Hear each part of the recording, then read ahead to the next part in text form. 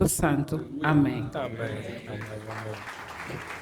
Amém, glória a Deus. Bom dia, igreja diante do trono. Bom dia, igreja. Bom dia, família. Eu gosto muito de estar aqui com vocês, a cultuar. Eu entendo completamente aquilo que Davi dizia, que mais vale um dia na presença de Deus do que 1000 anos fora dela. É assim, eu às vezes tento perceber se Davi cultuava sozinho, se cultuava acompanhado, mas uma das coisas que eu consigo ver na postura e na atitude de Davi é que ele era extremamente louco por Jesus e por Deus. Jesus não, Deus. Jesus eu não tinha vindo por Deus. Mas, exatamente, eu consigo ver isso em cada um de vocês, meus irmãos. E estar junto de uma comunidade que é completamente doida por Cristo, meu irmão, não tem nada no mundo que possa pagar isso. Nada. Estar a cultuar com vocês, buscar a Deus com vocês, orarmos, louvarmos, derramarmos aqui o nosso coração na presença do nosso Pai não tem preço. E hoje nós tivemos o takeover das mulheres. E é assim que tem que ser, nós estamos no mês das mulheres, e se vocês repararem, homens, pastor Bruno, pastor Fernando, as mulheres trazem realmente algo diferente. Não é verdade, pastor? Nós começamos os nossos cultos, ninguém se lembrou de decorar aqui. Ninguém! Só estamos a andar, vai, faz, pregou, louvou e segue. Mas as mulheres tiveram o culto delas na sexta-feira, e eu entrei e disse, epá, aqui tem mão da pastora Cássia, da minha mulher, aí do grupo das senhoras. E falando em minha mulher, que palavra tremenda, meus irmãos. Epa, passou aqui há pouco tempo, eu considero a mulher mais linda do mundo. Se eu tremer um bocado, já sabem, foi por causa dessa varoa que pregou a palavra de ofertas. Te amo, amor. Tem que ser assim!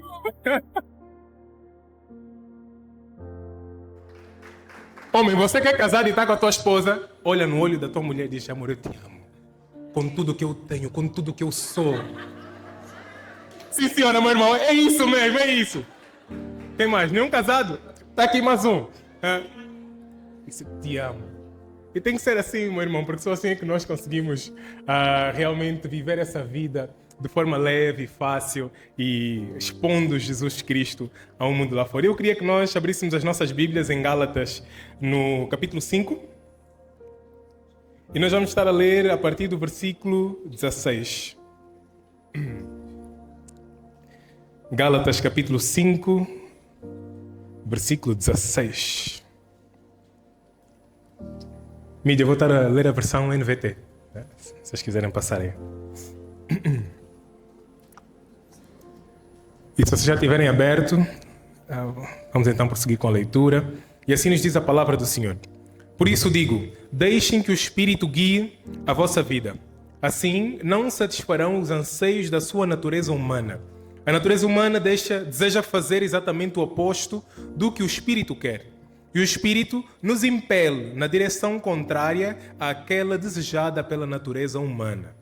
Essas duas forças se confrontam o tempo todo, de modo que vocês não têm a liberdade de pôr em prática o que intentam fazer. Quando, porém, são guiados pelo Espírito, não estão debaixo da lei. Quando seguem os desejos da natureza humana, os resultados são extremamente claros: imoralidade sexual, impureza, sensualidade, idolatria, feitiçaria, hostilidade, discórdias, ciúmes acesos de raiva, ambições egoístas, dissensões, divisões, inveja, bebedeiras, festanças desregradas e outros pecados semelhantes. Repito o que disse antes. Quem pratica essas coisas não herdará o reino de Deus. Mas o Espírito produz este fruto: amor, alegria, paz, paciência, amabilidade, bondade, fidelidade, mansidão e domínio próprio. Não há lei contra estas coisas. Aqueles que pertencem a Cristo Jesus crucificaram as paixões e os desejos da sua natureza humana. Uma vez que vivemos pelo Espírito, sigamos a direção do Espírito em todas as áreas da nossa vida. Não nos tornemos orgulhosos, provocando e invejando uns aos outros. Palavra da salvação. Baixemos as nossas cabeças que eu vou orar. Pai, obrigado por aquilo que Tu já começaste a fazer neste lugar, Senhor. Obrigado pela Tua presença que se está a manifestar no nosso meio, Pai. E neste momento eu me ponho diante da Tua presença como um vaso, Pai. Um vaso pronto para ser usado por Ti, Senhor. Eu reconheço que eu nada sou. Eu reconheço que diante de Ti, Pai, eu sou meramente pó. E eu oro para que Tu possas colocar nesta manhã as palavras certas na minha boca. Que toda a minha sabedoria, tudo aquilo que eu acho, Pai, que eu penso que sei, tudo aquilo que eu possa ter gastado tempo a preparar, Senhor, que seja completamente submisso à Tua vontade, ao Teu querer e à Tua soberania sobre este dia, sobre este culto, Pai.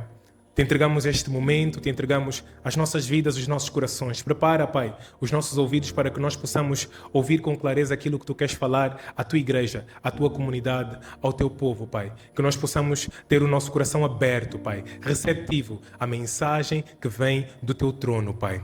Nós Te damos toda a honra, toda a glória, todo o louvor e toda a majestade, em nome do Pai, do Filho e do Espírito Santo. Amém, amém e amém. Meus irmãos, enquanto eu preparava esta lição, e por estarmos no mês das mulheres, veio ao meu coração algo que é muito interessante. E algo que eu às vezes também confesso que compito com a minha esposa. Vocês mulheres gastam muito tempo a cuidar da imagem, a preparar-se, cuida do cabelo, põe maquiagem, não sei o que, põe roupa, pá. Nós homens somos práticos, em 10, 15 minutos, só para sair, está o casaco, está o tênis, estamos prontos. Isso levou-me a pensar que nós temos vivido numa geração que é profundamente preocupada com a imagem. Profundamente. Mas essa mesma geração que se importa muito com a imagem, importa-se pouco com o caráter. Nós gastamos muito tempo a melhorar a nossa aparência, a construir a nossa reputação, a tentar projetar sucesso, a trabalhar naquilo que é exterior, ao invés de trabalharmos naquilo que é realmente interior. Nós vivemos na era das redes sociais, na era do Facebook, do Instagram, do TikTok, do marketing pessoal, onde tudo é imagem, onde tudo tem que vender. A minha família tem que vender, porque se não vender, eu sinto que eu não estou a viver o Evangelho da maneira correta. Então nós agora temos um grupo de casais que realmente têm que expor ao mundo um ideal de casamento inatingível, que só funciona mesmo nas redes sociais, porque nós sabemos que no dia a dia não é assim. Existe luta, existe batalha, existe trabalho. E tem que existir Cristo em todos os momentos.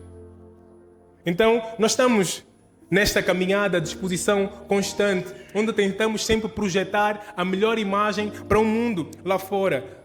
E nós vivemos numa cultura que foi criada onde o parecer é superior ao ser. Onde eu tenho que parecer importante, onde eu tenho que parecer bem-sucedido, independentemente de respeitar o tempo de Deus para a minha vida ou não. Eu tenho que ser igual ao irmão Vanderlei. Eu tenho que ser igual ao apóstolo Itamar, que já está aqui há não sei quantos anos, construiu um projeto com a ajuda de Deus, e na minha cabeça, eu também em 2 dias tenho que fazer a mesma coisa que ele fez em 10 anos. E vivemos assim, pessoas a trabalharem para parecer felizes, para parecerem bem-sucedidas, para parecerem equilibradas, para parecerem espirituais, meu irmão. Há muita gente que só se parece espiritual, mas quando vamos espremer e ver dentro do coração dela o que realmente está a reinar lá dentro, meu irmão, é mesmo só aparência de espiritual. Cristo não tem a primazia. Cristo não é soberano. Cristo não governa. Cristo não direciona. E muitas vezes por trás dessa imagem cuidadosa, essa imagem bem polida, bem mexida, bem apresentada, Existem corações cansados, corações confusos, corações a enfrentarem batalhas profundas que ninguém sabe. Mas lá está, a pressão da sociedade, a pressão do mundo à nossa volta, faz com que nós vivamos essa vida.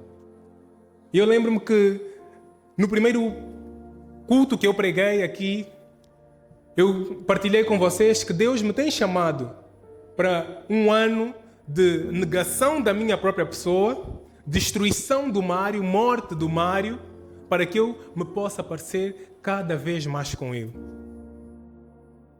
E essa destruição, essa morte do Mário, tem que começar naquilo que é o meu caráter. E realmente a mensagem que eu quero partilhar com vocês hoje, igreja, é um caráter moldado por Cristo. Como é que nós podemos ter o nosso caráter moldado pelo nosso Senhor, moldado pelo nosso Salvador? O que significa ter esse caráter moldado por Cristo?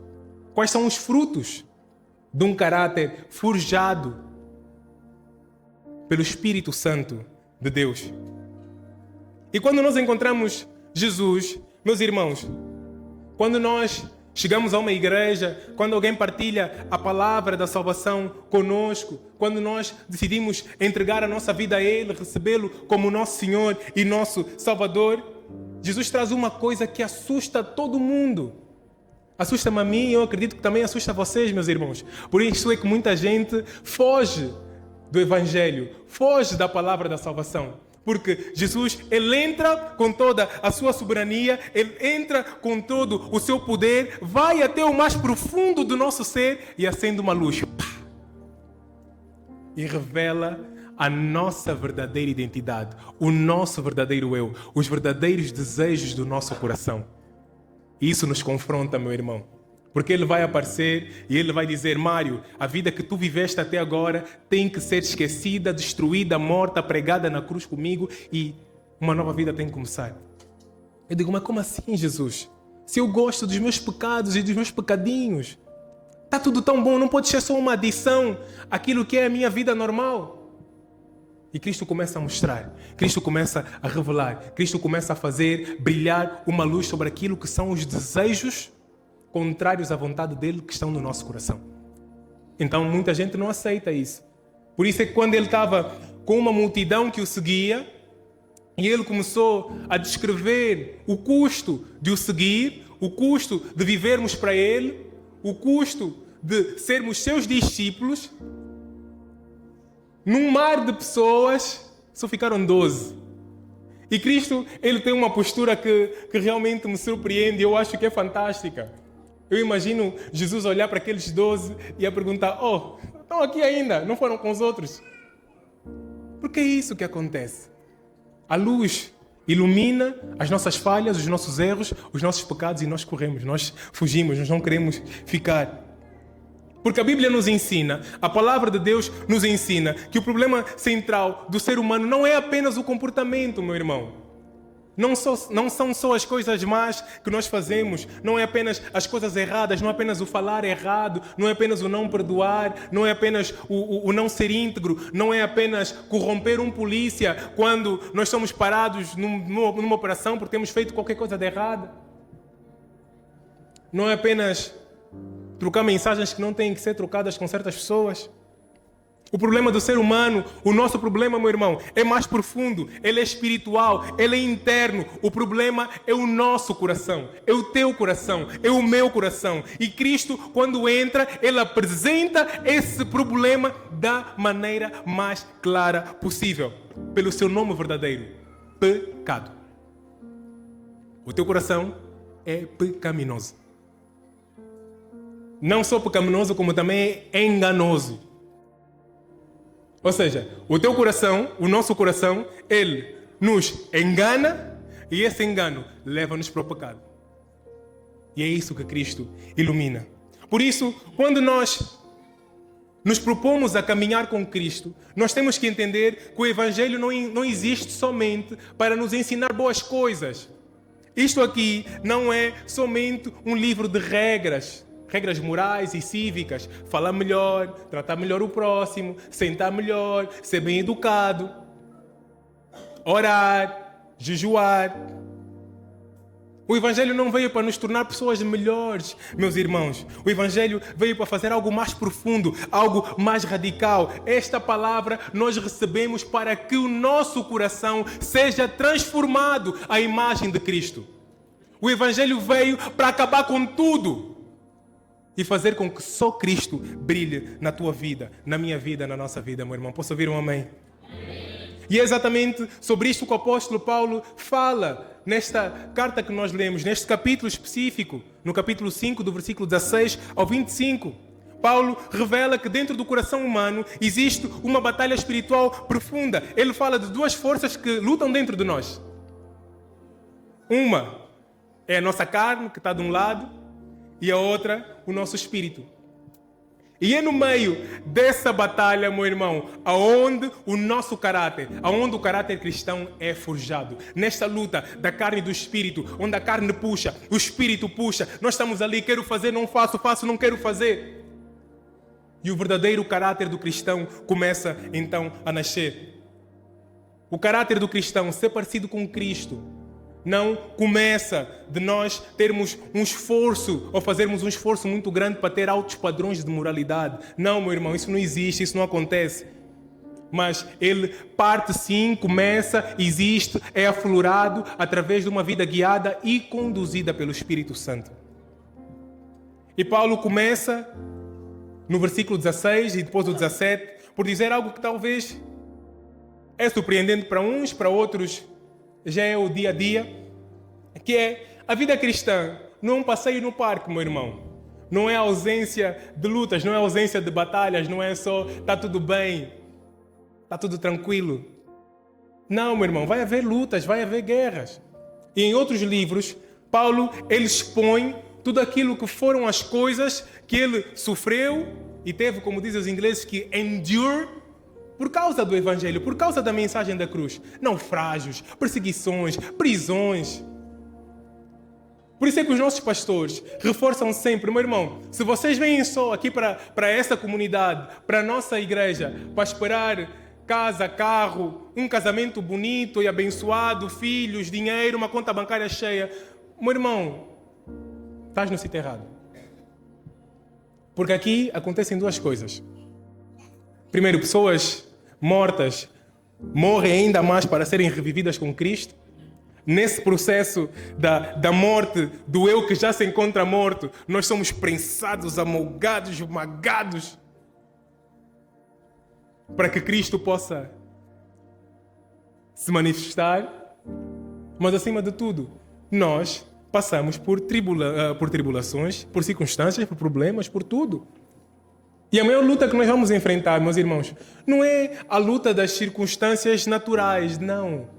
É a nossa luta interior, da carne e do espírito. Essa é que é a maior luta de todos.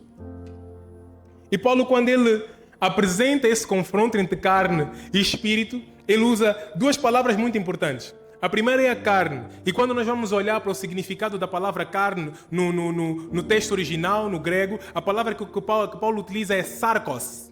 Espero que a minha pronúncia esteja correta. Se tiver aqui algum irmão grego na sala, depois pode me corrigir. Sarkos. E sarkos não é apenas o nosso corpo físico, não é apenas isto aqui, a nossa capa, que nos guia dia a dia. Mas é a nossa natureza interior inclinada para o pecado e para viver longe da vontade de Deus. A nossa natureza que quer ser independente. O sarkos é aquela voz que diz: eu sei o que é melhor para mim. Deus me entende. Deus me conhece. Deus me compreende. Há uma então que eu gosto, meus irmãos. Deus é amor.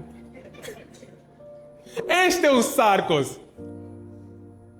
Quando alguém vem falar comigo, principalmente dos jovens do Doxa, Mário, eu estou a orar por algo. Eu até sei que esse algo está completamente fora da vontade, obrigado Johnny, da vontade e da palavra de Deus. Está fora daquilo que é o que Deus quer para a minha vida, mas eu consigo sentir Deus a confirmar. Não é Deus, meu irmão, é o sarkos. É a tua carne, é a tua natureza pecaminosa. E meus irmãos, mesmo depois da nossa conversão, essa natureza pecaminosa, esses sarcos não desaparecem. E é fundamental nós entendermos isso, porque torna ainda mais evidente a nossa necessidade por Cristo, meu irmão. Eu preciso de Cristo, porque sem Cristo, quem me vai comandar vai ser o meu corpo, vai ser a minha natureza, vai ser o meu pecado, vão ser os desejos contrários àquilo que é a vontade de Deus. Meu irmão, nós necessitamos de Cristo. Sem Cristo nós não conseguimos. Sem Cristo nós vamos estar numa rota completamente contrária àquela que é a rota de Jesus. Sem Cristo nós vamos estar a caminhar para o inferno. Inferno do qual Cristo já nos salvou. Então, meu irmão, se nós temos acesso a essa verdade, por isso é que eu amei o que o Vanderlei disse. A igreja diante do trono não pode ser uma igreja bebê, de bebezinhos, que só tomam leitinho. Tem que entender com clareza a palavra que é exposta e a consequência de nós não vivermos uma vida de acordo com esta palavra, meu irmão. Tem consequência, e a consequência é a morte eterna, é o inferno. É uma vida de sofrimento eterno, separado da presença do nosso Deus e do nosso Pai. Então, é importante, urgente e necessário que nós entendamos e compreendamos isso, meus irmãos. Porque a nossa natureza, ela é 100% corrompida pelo pecado. E essa corrupção, ela vai funcionar contra, ou como nesse caso, como anticorpo da nova natureza que está a ser criada em nós. Quando nós estamos doentes, né, nós temos os nossos glóbulos brancos que começam a combater contra o vírus que inundou o nosso corpo. E o mesmo acontece conosco. Quando nós recebemos Cristo e começamos o processo de transformação, de mudança, de sermos forjados à imagem de Cristo, o nosso corpo começa a agir como anticorpo dessa nova natureza que está a ser criada. Então começa aquela guerra. Eu quero obedecer a Deus, mas sinto uma resistência no meu interior para orar, para jejuar, para amar, para perdoar, para cumprir aquilo que são as disciplinas espirituais. Eu quero amar, mas o meu coração ainda é mais egoísta. Luta, carne, espírito. Eu quero perdoar alguém, mas ainda sou mais orgulhoso. O meu orgulho ainda fala mais alto do que aquilo que é a palavra de Deus, aquilo que são os mandamentos dele. Eu até quero buscar a Deus. Eu até quero orar às 2, 3, 4, 5. Mas... Ok, obrigado. Eu quero orar. Mas, meu irmão, existem 2 demônios que vêm e me abraçam e não me deixam. O primeiro é o demônio do Netflix. E o segundo da cama. Mas, meu irmão, somos nós. É a nossa natureza. E a outra palavra que Paulo usa quando ele faz essa exposição de como o nosso caráter pode ser trabalhado, forjado, para que nós possamos realmente refletir o caráter de Cristo em nós, é a palavra eptumínia. Mais uma vez, meu irmão, espero que esteja a falar da maneira correta. Eptúmia, que são os nossos desejos. Eptúmia no original grego. E estes desejos não são apenas vontades de fazer coisas más, meus irmãos. Muitas vezes até são coisas boas, mas que podem se tornar absolutas na nossa vida. Como, por exemplo, sucesso, aprovação, segurança, conforto, reconhecimento, que na sua gênese são coisas boas. Ser bem-sucedido não tem mal nenhum, meus irmãos. Por buscar conforto, segurança, não tem mal nenhum. Essas coisas não são necessariamente pecados, mas quando elas se tornam o centro da nossa vida, elas ocupam um lugar que somente Deus deve ocupar e acabam por se tornar ídolos. Meu irmão, tu queres ser reconhecido no trabalho? Não tem problema. É válido, é bom, é assim que tem que ser. Mas agora, quando os teus sentimentos são abalados, quando tu não és reconhecido, significa que o teu eu é que está no trono da tua vida. Tu só ficas bem quando as pessoas te reconhecem. Não, bom trabalho. Sim, senhora Rosana. Ação social? Amanhã, 1 bilhão de kwanzas para ti. Hein? Estás a fazer um bom trabalho. Porque se não for assim, as pessoas não valorizam o meu trabalho. Não, meu irmão. Isso é o nosso eu. Somos nós que estamos no centro e no trono da nossa vida. Não é pecado, meus irmãos, querer ter filhos. Não é pecado querer casar. Mas, meu irmão, quando os nossos filhos, e isso infelizmente acontece muito dentro da comunidade cristã, as nossas irmãs oram, os casais oram, pais também, homens inclusive, que os homens também têm o desejo de ser pais e ter filhos. E no momento em que o filho chega, pastor, o irmão desaparece da igreja. Irmão, então o que é que se passa? Não, pastor. Não, pastor, não entende. O meu filho não dorme bem à noite, eu tenho que acordar muitas vezes. Não, olha, agora ele tem futebol. Então, estamos a orar para que dentro da carreira dele do futebol, ele possa brilhar e ser como os jogadores lá fora, que marcam um gol e fazem para ele. E nós conhecemos muito, né? Fitinha na cabeça, fé. Mas que na realidade, isso acontece quando nós metemos os nossos filhos à frente de Deus. Meu irmão, homens, querer ter sucesso é válido, não é pecado. Ganhar mais dinheiro, conquistar mais coisas.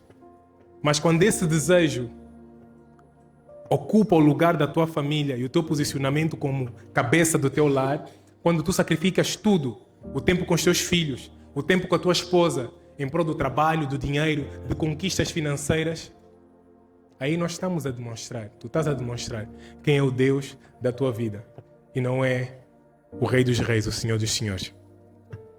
E Paulo, ele não faz rodeios, meus irmãos. Eu gosto de Paulo porque Paulo é muito direto. Ele apresenta as coisas como elas são, os problemas como têm que ser chamados. Ele apresenta uma lista direta daquilo que a natureza humana produz sem Cristo. Paulo, ele quando faz essa apresentação, ele não nos apresenta para nos condenar. Não, vocês fazem isso e são pecadores. Não, meus irmãos. Mas ele apresenta para realmente mostrar o diagnóstico que a cruz de Cristo apresenta sobre aquilo que é a nossa vida. Porque sem o diagnóstico correto, nós nunca vamos saber como aplicar o remédio correto. Nunca vamos conseguir descobrir a cura. E a lista cobre 4 grandes áreas da vida humana. Pecados de sexualidade, imoralidade sexual, impureza, libertinagem, os pecados espirituais, a idolatria, a feitiçaria, etc. Ou seja, colocarmos qualquer outra coisa no lugar de Deus. Pecados relacionais, a inveja, o ciúme, divisão, discórdias. E pecados de excesso, embriaguez, ou seja, a busca insaciável pelo prazer imediato. Mas repara que quando nós lemos esse versículo 5, Paulo, ele não diz que o problema são os comportamentos em si. Os comportamentos são maus, são péssimos, não deveriam existir. Mas o problema não são os comportamentos. A raiz do problema são os nossos desejos desordenados. Desejos que são gerados na nossa carne. Sarcos. Não se esqueçam disso, meus irmãos. Esta é a raiz do problema. É como uma febre. A febre, quando aparece no nosso corpo, ela é só um sintoma de algo que está errado dentro de nós. A febre não é doença. Nós até podemos tomar uma medicação para baixar a febre. Mas o problema é uma infecção qualquer que está a acontecer dentro de nós. Tratar só a febre não cura a doença, meu irmão. Tratar só as tuas ações não cura o problema principal da vida do ser humano, que é o pecado, que é o coração. Mudarmos só os nossos comportamentos, meu irmão, não resolve nada. Por isso, como eu dizia no início, se nós olharmos para isso somente como um livro de regras, ao invés de uma carta de amor que nos convida a vivermos um relacionamento mais profundo e íntimo com Cristo, nós vamos sempre falhar em atingir o padrão de vida que Deus espera que nós vivamos nesta terra, enquanto estivermos aqui, enquanto Ele não volta. Meu irmão, regras nunca serão suficientes para transformar o coração humano dominado pelo pecado. Tu podes orar 1000 vezes, meu irmão. Tu podes caminhar daqui até o Cunene para pagar uma promessa. Tu podes chicotear as tuas costas 100 vezes, meu irmão. Isso não vai mudar o problema verdadeiro do ser humano. Nós até podemos gerir alguns comportamentos durante algum tempo. Sim, é gerir. Então eu vou gerindo. Mas quando nós realmente aceitamos o Evangelho verdadeiramente, ele tem poder para transformar o centro dos nossos desejos, meu irmão. Ele transforma tudo. E Paulo ele continua a sua carta e no versículo 22 ele apresenta um contraste poderoso. Ele diz, ok, está tudo muito bem, eu vos amo, vocês são muito especiais, vocês receberam a palavra, aceitaram Cristo, mas olha, este é o vosso problema, o vosso coração, mas existe uma solução. E se vocês se posicionarem da maneira correta, se vocês aceitarem verdadeiramente a 100% Cristo e aceitarem com que Ele entre, trabalhe, mude e transforme o vosso coração, então vai acontecer uma coisa. E Paulo, ele usa uma palavra que é deliberada, meus irmãos. Ele quis realmente usar essa palavra. Porque quando Paulo continua a sua exposição no versículo 22 e apresenta esse contraste, ele podia ter dito qualquer outra coisa. E a palavra que ele diz e usa é fruto. Fruto. Paulo podia ter dito as obras do Espírito. As obras. Mas ele diz, não vou dizer obras, vou dizer fruto. E meu irmão, faz toda a diferença. Por quê? Porque uma obra, ela é produzida pelo nosso esforço. Mas o fruto nasce do teu interior, meu irmão. Nasce de dentro. O fruto é produzido pela vida interior. Meu irmão, imagina uma árvore, uma mangueira. Quando ela está bem saudável, bem enraizada, tem água, tem sol, ela naturalmente vai produzir mangas. Não é verdade? Não vai ser necessário nós irmos até a mangueira. Ei, árvore! Mangueira, produz aí mangas. O nosso irmão Vanderlei trabalha com agricultura. Vanderlei, tu tens que gritar quando estás na tua fazenda para que o milho, a soja, o girassol apareça. Ei, milho! Sai! Não existe isso. Por quê? Porque naturalmente, por causa daquilo que é a ciência por detrás da produção de milho, de soja, de qualquer coisa, as coisas acontecem. Então, naturalmente, por causa daquilo que a palavra de Deus diz sobre como tem que ser o posicionamento do ser humano pecador, corrupto, e quando nós aceitamos essa palavra, naturalmente, o fruto é apresentado, o fruto floresce. Quando o Espírito Santo governa o nosso coração, o nosso caráter naturalmente começa a mudar. E não é por um esforço de fora para dentro. Nós não temos que fazer nada, meu irmão. Esquece isso de pensar que tu tens que fazer muita coisa, tens que correr muito, tens que orar muito. Ainda hoje, quando eu estava em casa, eu preparava, quando estava a dar uma última olhada aqui naquilo que eu ia pregar, e eu me sentia altamente desqualificado. Eu disse, Senhor, como assim? A palavra passada do pastor Bruno top, do pastor Fernando top. E depois, para piorar, eu chego hoje e logo no início do louvor, os céus se abrem. Depois vem a minha mulher, eu disse, opa, hoje está complicado. Mas algo que Deus foi trazendo ao meu coração é que, Mário, não é a tua capacidade, não é o quão bem tu falas, porque tu não és nada, tu és um mero pecador. Eu posso usar até essa coluna que está aqui, essa guitarra, para pregar a minha igreja. Tu só és um vaso. Então, cala, põe-te no teu lugar e deixa que eu faça o que eu quiser fazer hoje. Deus, meus irmãos. Amém. Amém. É da boca das crianças, né?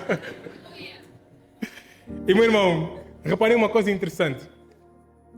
Quando Paulo fala de fruto, ele não fala de frutos.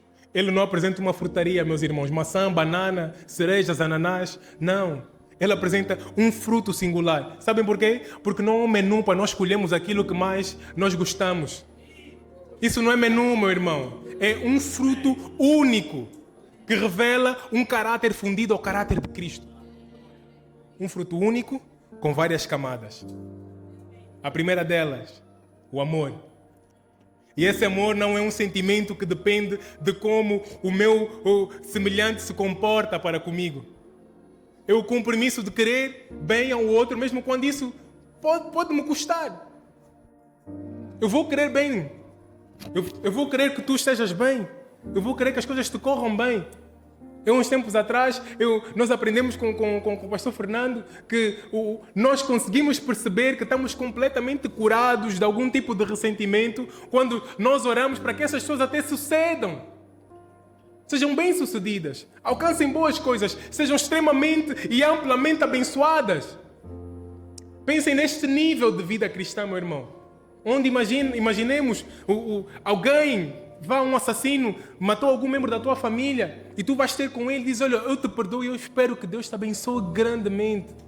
Que tu possas encontrar salvação, que tu possas ser transformado por Cristo, que tu possas viver uma vida nova. Que o teu caráter possa ser transformado à imagem e semelhança de Cristo. É o marido que ama a esposa quando está difícil, meu irmão. Temos mesmo que amar. É a esposa que ama o marido quando ele falha. E, meu irmão, eu gosto sempre de dizer isso, principalmente para quem ainda é solteiro. Meus irmãos, casamento não é fácil. É mesmo duro, é difícil. 10 anos, 15 anos, 20 anos, 6 anos, 7. É duro. Porque o casamento ele vai te obrigar a viver Cristo em todos os momentos.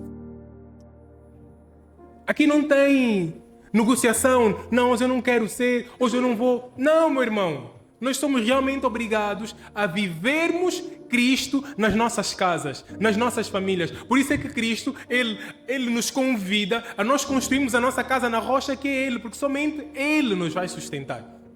Somente Ele vai cuidar de nós. Homens, a responsabilidade é nossa. A responsabilidade dos nossos casamentos serem bem-sucedidos é nossa. Eu falava uns dias atrás com um amigo meu que ele dizia: Mário, a minha mulher isso e aquilo. Olhei para ele, disse: fraco. Eu não tenho pena de homens, meus irmãos. O que é que tu tens feito? Já conversamos 1000 vezes. Só tens de fazer uma coisa: submeter tudo a Deus. Estás a fazer o quê? Estás aqui a falar comigo, a chorar, ao invés de estar na tua casa de joelhos no chão, a interceder pela tua família, pela tua esposa, pelos teus filhos. Fraco, meu irmão. E os homens não podem ser fracos. Não dá. Meu irmão, eu gosto de eu tenho um filme favorito. Chama-se 300. 300. Vocês sabem.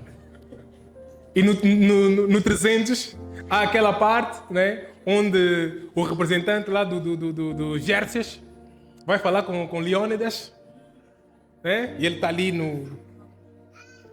à beira daquele precipício, aquele é um buraco, né? Ele começa a falar: o rei. E de repente o Leônidas olha para ele e diz: This is Sparta! Então, pá! E ele cai. E nós homens temos de ser assim, temos de ser 300. Quando você vê que o teu casamento está a passar por alguma situação, quando você vê que há problemas, há tribulações, a tua mulher não te ouve, qualquer coisa, o que tu quiseres, meu irmão, você tem que se posicionar como deve ser, olhar para o problema que tu estás a enfrentar e dizer: aqui na minha casa quem manda é Jesus! Pá!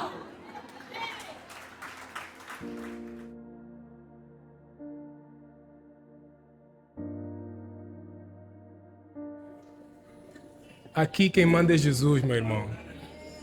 Não é outra coisa, não são os meus sentimentos. Não é a minha vontade de ser feliz. Meu irmão, ninguém te chamou para ser feliz no casamento, te chamaram para viver Cristo.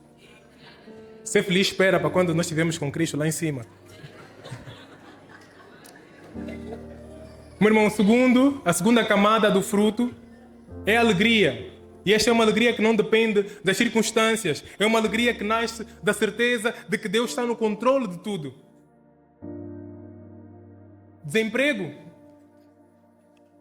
Um relatório médico. uma doença. Tenho cancro, tenho qualquer coisa. Esterilidade. Meu irmão, nós temos que ser daqueles que dizem, ainda que a figueira não floresça, nem haja fruto na vida, todavia eu me alegrarei no Senhor, meu irmão, porque a tua alegria, ela não parte do teu interior, não parte do teu coração, parte do teu Deus. Deus é a fonte da tua alegria. Olhei agora para o Evandro. Nós há 2 semanas tivemos o testemunho do Evandro. E nós conseguimos ver uma família que, apesar da circunstância, da tribulação, a alegria deles partia de Deus. E eles louvavam, eles adoravam, eles glorificavam a Deus. Porque eles entendem que Deus está no controle e é soberano sobre todas as circunstâncias. Terceira camada, a paz. Uma segurança interior que confia cegamente, irresponsavelmente. Quarta camada, paciência, a capacidade de nós suportarmos pessoas difíceis, situações prolongadas, sem quebrar nem guardarmos ressentimentos, meus irmãos. É mesmo para suportar. Quinta camada, a benignidade, a bondade que se manifesta no nosso serviço aos outros. Nós temos que servir. Nós estamos aqui. Começam nos nossos líderes, passam para os servos da igreja e depois para os irmãos. Nós estamos aqui para cuidar uns dos outros, para lavarmos os pés uns dos outros. Aqui ninguém é superior a ninguém, meu irmão. Aqui não tem papá do fogo, profeta do power.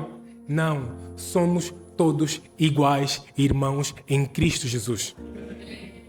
Podemos ter responsabilidades diferentes? Sim. Mas essas responsabilidades que nos são dadas para que nós possamos cuidar uns dos outros. Lavar os pés, descer ao nível de quem realmente está a sofrer, de quem realmente precisa. De nós podemos estar descansados em Deus, em Cristo, enquanto o meu sogro atravessava uma zona de guerra, porque tínhamos plena certeza que havia uma igreja que intercedia e orava por nós. Meu irmão, isso não tem preço. Isso é ser igreja. Isso é servir. Só faz sentido se nós realmente termos esse laço de amor, de companheirismo, de cuidado, de intimidade, onde a luta do meu irmão é a minha luta, a dor do meu irmão é a minha dor, o sofrimento do meu irmão é o meu sofrimento. Não é, o irmão está doente, está tudo bem, eu vou seguir com a minha vida. E depois no domingo aparecemos aqui, louvamos um bocadinho, abraço. Isso não é um clube social, meu irmão. Isso é uma família. E na família todo mundo anda junto.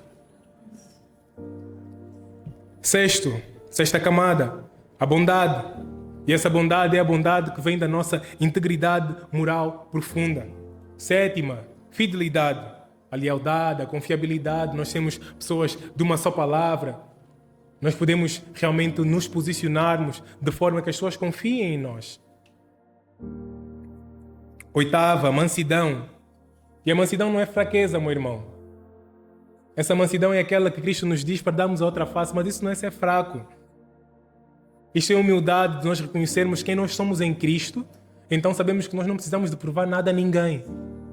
Então, nós somos mansos. Eu não preciso estar sempre certo. Amor, tu não precisas estar sempre certa.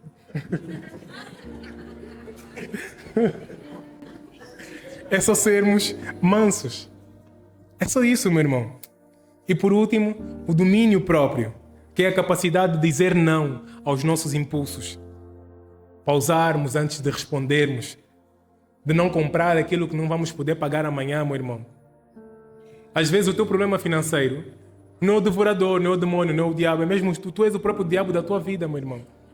Porque estás a comprar, estás a pagar, estás a adquirir coisas que não cabem dentro do teu orçamento financeiro. Isso é domínio próprio. E, portanto, o cristão tem que ter a capacidade de ter domínio próprio. Porque aquilo que tu vais ceder hoje pode te custar muito amanhã. Pode custar. Solteiros, aquilo que vocês vão ceder hoje, o padrão que vocês baixarem hoje na escolha da pessoa que vai passar o resto da vossa vida contigo, pode vos custar muito amanhã. E meu irmão, eu já vi diversas histórias. Não foram uma, não foram duas, não foram três. Aliás, quando alguém casa e essa pessoa é cristã e a outra pessoa não é, eu só espero já o dia em que as coisas vão dar erradas. Porque são 30 e poucos anos de evangelho, meu irmão, e nunca vi uma única pessoa dentro dessa situação a dar certo. Se alguém já viu, não precisa falar, guarda para cima. Meu irmão, o evangelho, ele vai transformar os desejos mais profundos do nosso coração, não apenas os nossos comportamentos. Paulo ensina que o crescimento cristão, ele não acontece quando nós mudamos de comportamento, mas ele acontece sim quando o evangelho transforma aquilo que nós mais desejamos. O problema do pecado não é apenas fazermos coisas erradas, é amarmos mais as coisas erradas do que amamos a Deus. Pensa assim, meu irmão. Pastor, eu não sei porquê. Hoje está tudo a bater na família, nos casamentos. Que Deus possa abençoar os casamentos da nossa igreja e as nossas famílias. Mas, meu irmão, o homem que trai a sua mulher,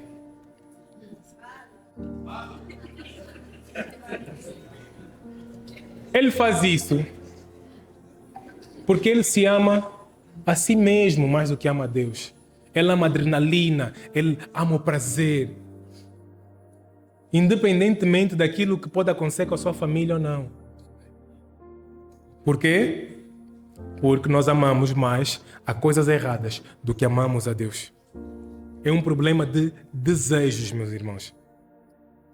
Uma pessoa que nunca consegue pedir desculpas, ela ama mais o seu orgulho do que ama a Deus. Por isso é que nós estamos aqui, para pegar nos nossos desejos e metermos aos pés da cruz e orarmos para que Deus destrua tudo isso. Paulo diz que a transformação cristã, ela não é simplesmente isso, não é simplesmente parar de fazer coisas. É nós começarmos, e meu irmão, este é o segredo. Esqueçam fazer coisas, esqueçam. Meu irmão, se tiverem que fazer uma única coisa, façam só isso. Amem a Deus mais profundamente. Quanto mais Cristo se torna precioso para nós, quanto mais nós contemplamos quem Ele é, o que Ele fez e o custo da nossa salvação, mas tudo o resto começa a perder o seu valor. Mas os nossos ídolos começam a perder o seu brilho, meu irmão, minha irmã. Nós só temos que amar Cristo. Nós só temos que contemplar Cristo. E Paulo ele conclui o capítulo 5 com uma linguagem que nos tira da nossa zona de conforto. E ele é propositado quando ele usa isso. Aqueles, Gálatas 5, versículo 24, aqueles que pertencem a Cristo Jesus crucificaram as suas paixões e os desejos da sua natureza humana. Meu irmão, a cruz, ela não é terapia. Ela é morte, meu irmão. Morte. E é uma morte para que nós possamos reviver para uma nova vida, conduzida pelo Espírito Santo. E Paulo, quando ele apresenta a carne, ele não diz acalma a tua carne, ou trata da tua carne, põe a tua carne de castigo. Não, ele diz crucifica a tua carne. Isso é radical, meu irmão. Isso só acontece quando nós nos convertemos verdadeiramente. Porque a nossa velha natureza foi julgada e condenada na cruz de Cristo.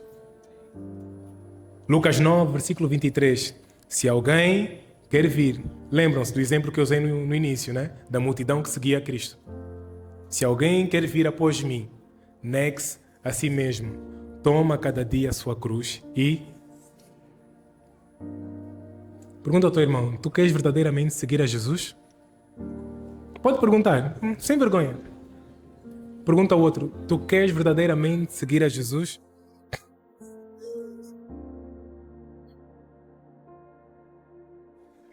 E meu irmão, este cada dia é interessante, porque Paulo não fala de um evento único. Não é receber a salvação, pum, e tá, vou seguir com a minha vida. Não. Paulo, ele apresenta um estilo de vida. É acordar todos os santos dias e dizer, hoje eu não vou ser governado pela minha carne. Hoje eu não vou ser governado pelas minhas vontades. Hoje eu não vou ser governado pelo meu orgulho. Hoje eu não vou ser governado por aquilo que os outros pensam de mim. Hoje eu serei governado pelo Espírito Santo de Deus. E meu irmão, podemos ficar de pé, que eu vou já terminar. E antes de nós terminarmos, eu queria fazer uma pergunta, meu irmão. Feche os teus olhos. Eu queria que tu analisasses bem profundo, no mais profundo do teu ser, quais são os desejos que têm governado a tua vida hoje, meus irmãos.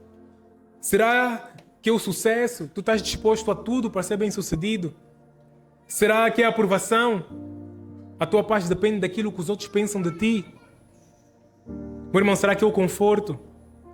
Tu procuras coisas